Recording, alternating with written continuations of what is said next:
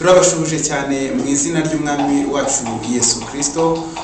Amazina ni missionnaire Kiza Benjamin. Nanone kandi tugiye kuganira ijambo ry'Imana uyu munsi. Numva ko Imana yankize ku mutima kugira ngo ribashe kudufasha twese, tuvuga ngo turabashimira cyane ko mudukurikirana. Reka rero dusome ijambo ry'Imana mu gitabo cya Nehemiya, ibice bitatu, umurongo waho wa mbere, hanyuma tuze kongera kugaruka hano dusome nanone mu byahishuwe ibice byaho 22, umurongo waho wa 14, tugeze ku murongo waho wa 15. Mana yacu itugirire neza. Hanyuma rero nanone tubabwira ngo niki tugiye kuganiraho. Tugiye kuganira ku ijambo ry'Imana rivuga ngo kunyura mu marembo. Imana yacu itugirire neza kandi Imana yacu iturengere kunyura mu marembo. Yesu yagiye avuga amagambo menshi ahereranye n'irembo. Yaravuze ngo niwe rembo ry'intama, ndetse nta muntu ubasha kugera kuri data atamunyuzeho. Yesu rero yagaragaye nanone nk'irembo ryiza abantu bose binjiriramo. Ariko nanone reka tumanze dusome neza hano muri Nehemiya ibice bitatu, umurongo waho wa mbere, turebe. Hari amagambo avuga ngo bukeye Eliyashibu umutambyi mukuru arahaguruka na bene se n'abatambyi, bubaka irembo ry'intama bararyeza, bateraho inzugi zaryo, baraheza, bahereye ku munara wa Hameya bakageza ku munara wa Hananeli. Amen, haleluya. Ni ukuvuga ngo iyi account cyangwa se iri jambo ry'Imana ni ijambo ry'Imana rihereranye no kubaka cyangwa se gusana amarembo yari yarasenyutse, amarembo y'i Yerusalemu. Reka rero nanone tusome ijambo ry'Imana mu byahishuwe ibice 22, umurongo wa 14 n'uwa 15. Haranditse ngo hahirwa abamesa ibishura byabo kugira ngo bemererwe kwegera cya giti cy'ubugingo kandi banyure mu marembo, binjire muri rwa rurembo. Imana yacu itugirire neza. Reka rero tuganire kuri iri jambo ry'Imana muri uyu mwanya kugira ngo ridufashe twese hamwe. Imana yacu itugirire neza. Aya marembo yo mu gihe cya Nehemiya murayazi cyane, yari yarasenyutse kandi Nehemiya yari mu bajyanyweho ubunyago, ndetse yari yaragize n'amahirwe abona umurimo mwiza ibwami abasha kuba yakora. Muri kiriya gihe rero byabaye ngombwa yuko yumva inkuru zari ziturutse iwabo. Umwe witwaga Hanani wo muri bene se iwabo n'ubusanzwe yari yaravuye i Buyuda, ngasanga amarembo yarasenyutse kandi rwose inkike nazo ntabwo zasigaye. Mana yacu tugirire neza, Mana yacu iturengere. Twibuke cyane yuko ibyo ni byabaye nyuma yuko Abisiraheli bajyanwa mu bunyage. Abisiraheli bajyanwa mu bunyage i Babuloni. Murabizi neza yuko Abisiraheli bari barigabanyijemo ibice bibiri, cyangwa se byabaye ibihugu bibiri nyuma y'ubwami bwa Salomo. Hanyuma rero Abisiraheli ubwabo yari imiryango 10, hanyuma Abayuda ubwabo yari imiryango 2. Iyo miryango 2 rero niyo Yeremiya yabanaga nayo ayihanurira kugeza ubwo yazamutse ijya mu bunyage. Niyo yitwaga Ibuyuda, bakagira kapitali yitwa Yerusalemu. Hanyuma rero iyindi miryango 10 yitwaga Ibwisiraheli, bakagira kapitali yitwa Samariya. Bo bajyanyweho iminyago muri Ashuri, mu gihe Abayuda bo bajyanyweho iminyago i Babuloni. Nagira ngo tumanze tubyibukiranyeho neza. Imana yacu itugirire neza.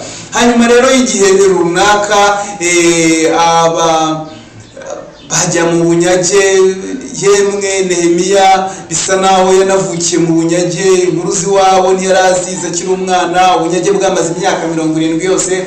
Ibyo byose rero bimaze kuba, Nehemiya yumva yuko ngo iwabo hahindutse amatongo, cyane cyane ko imiryango ya Yerusalemu yari yarasenyutse, ndetse n'inkuta zaho zari zaraguye rwose, ku buryo hari harabaye igisuzuguriro nk'uko Imana yari yarabivuze. Nehemiya rero agira ishyaka mu mutima, ndetse n'umwami Aritezeruzi ararishyigikira, aravuga ati rwose ako gahinda nakiki. Nehemiya aramubwira ati rwose se nabura gute kugira agahinda, iwacu rwose amarembo yarasenyutse n'inkike zitakiriho. Nuko bigenze bityo amuha rwose uburenganzira, ndetse amuha urwandiko rwo gushyira Safu umurinzi w'ikibira cy'umwami cyangwa se w'ishyamba ry'umwami, kugira ngo azabone ibiti azakoresha asana inkike, yubaka n'amarembo. Imana yacu tugire neza. Ntekereza ko iyo account cyangwa se uko bimeze gutyo ni inkuru izwi hafi y'abantu bose baba bayizi, ariko icyo dushaka kuvuga ni iki: yagombaga gusana amarembo 10. Haleluya! Aya marembo 10, nimba dusoma Bibiliya cyane, mubona yuko hari uburyo Imana ikunda guhisha ibintu mu bindi, ukajya kumenya ukuri kwayo, ariko haciye igihe wenda, cyangwa se haciye umwanya, cyangwa haciye yewe hari n'ibyo abigishwa ba Yesu Kristo ubwe bamenye ari uko yamaze kuzuka. Haleluya! Bimwe muri ibyo yaravuze ngo azasenya urusengero, yabasha gusenya urusengero akarwubaka mu minsi 3. Ibyo babimenye nyuma y'uko azutse. Nanone rero mu isezerano rya kera harimo ibintu byinshi byasobanuraga ibyo mu isezerano rishya, nk'uko umugabwe mubizi, urutare rwasobanuraga Kristo, Aburahamu gutanga umwana we w'imfura bisobanura uko Yesu Kristo azatambwaho igitambo. Ibyo byose mugiye mubizi. Ariko se aya marembo 10 Nehemiya yasannye yo ashaka kuvuga iki? Mana yacu tugire neza. Kandi se nimba mu byahishuwe handitse ngo hahirwa abamesa ibishura byabo kugira ngo bemererwe kwegera cya giti cy'ubugingo, ngo ariko bace no mu marembo binjire muri rwa rurembo. Imana yacu tugire neza, kandi Imana yacu iturengere. Biragaragara yuko bisaba guca mu marembo kugira ngo twinjire mu rurembo. Imana yacu itugire neza. Nanone rero ayo marembo yo mu gihe cya Nehemiya ubundi yari angahe, kandi nayahe? Imana yacu tugire neza, Imana yacu iturengere. Ubundi Yerusalemu ni umujyi ufite amarembo menshi, cyangwa se wanahoze ufite amarembo menshi, ku buryo ibintu byinjiraga muri Yerusalemu bitagombye kwinjira mu kavuyo. Imana yacu tugire neza. Nimba ari irembo ry'intama, abazigurisha cyangwa se abazinjiza mu murwa n'abazisohora bagaca mu irembo ry'intama. Nimba ari irembo ry'amafi, abava ku kiyaga Galilaya, abava hehe bazanye amafi, abayakawusha n'abayanyuza mu mavuta nuko bakagera aho bayacisha n'aho bayinjiza, iryo rikaba irembo ry'amafi. Rero Yerusalemu yari igizwe n'amarembo 10 mu gihe cya Nehemiya. Imana yacu tugire neza. Hari irembo ry'intama, irembo ry'amafi, hakaba irembo ryitwa ngo ni irembo rya kera, hari irembo ryitwa ngo ni irembo ryo mu kibaya, hakurikiragaho irembo ryitwa ngo ni irembo ry'imyanda, nyuma y'irembo ry'imyanda hakabaho irembo ry'isoko, nyuma y'irembo ry'isoko hakabaho irembo ry'amazi, nyuma y'irembo ry'amazi hakabaho irembo ry'amafarashi, nyuma y'irembo ry'amafarashi hakabaho irembo ry'iburasirazuba, nyuma y'irembo ry'iburasirazuba hakabaho irembo ry'ubugenzuzi. Imana yacu tugire neza, kandi Imana yacu turengere.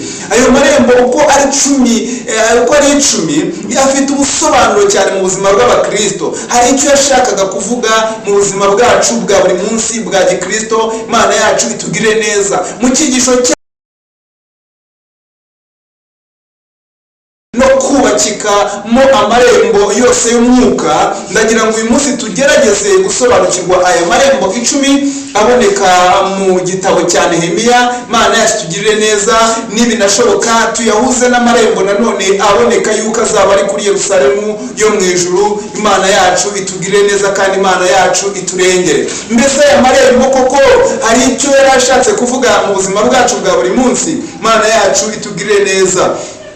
Aya marembo biragaragara yuko hari ikintu kinini yari ashatse kuba yasobanura mu buzima bwacu.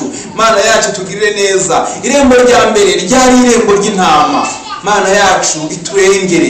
Yesu ubwe yaravuze ngo ni njyewe rembo ry'intama. Imana yacu tugire neza. Irembo ry'intama rero ryashakaga kuvuga iki? Irembo ry'intama ryiswe irembo ry'intama kuko mbere na mbere ari ryo rembo intama zinjiriragamo, ari intama z'ibitambo bagiye gutamba, ari zigiye kugurishwa bisanzwe, zinjiriraga muri iri rembo ry'intama. Imana yacu itugire neza, Imana yacu iturengere. Ibi rero bishatse gusobanura iki ku muntu ku giti cye? Umuntu ku giti cye irembo rishatse kuvuga iki? Irembo ry'intama bishatse gusobanura iki?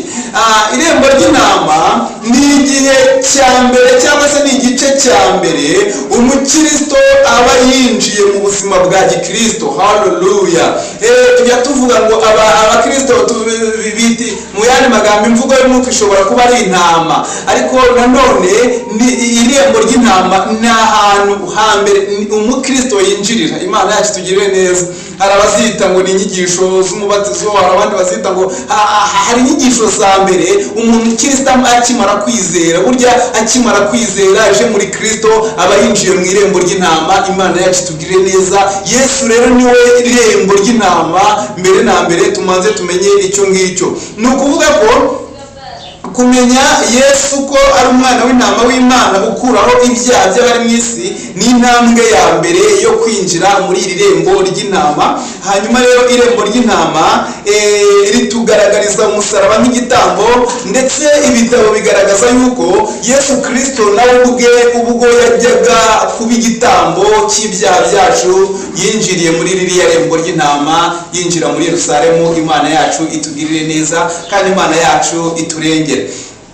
Irembo ry'intama rero nanone mu buryo bw'ubuhanuzi, iri ni irembo ryerekana ukuza kwa Kristo bwa mbere. Murabizi neza yuko hashize imyaka irenga 2000 Yesu aje mu isi bwa mbere ubwo yavukiraga mu muryango uciriritse. Nanone rero iryo rembo ry'intama nyuma y'uko risobanura kwinjira mu gakiza ku nshuro ya mbere, niho abantu twese twinjirira. ni ryo rembo rya mbere uzinjiramo kugira ngo utangire gukizwa. uzinjira mu irembo ry'intama. Imana yacu itugirire neza kandi Imana yacu iturengere. Nanone rero ni umuryango abantu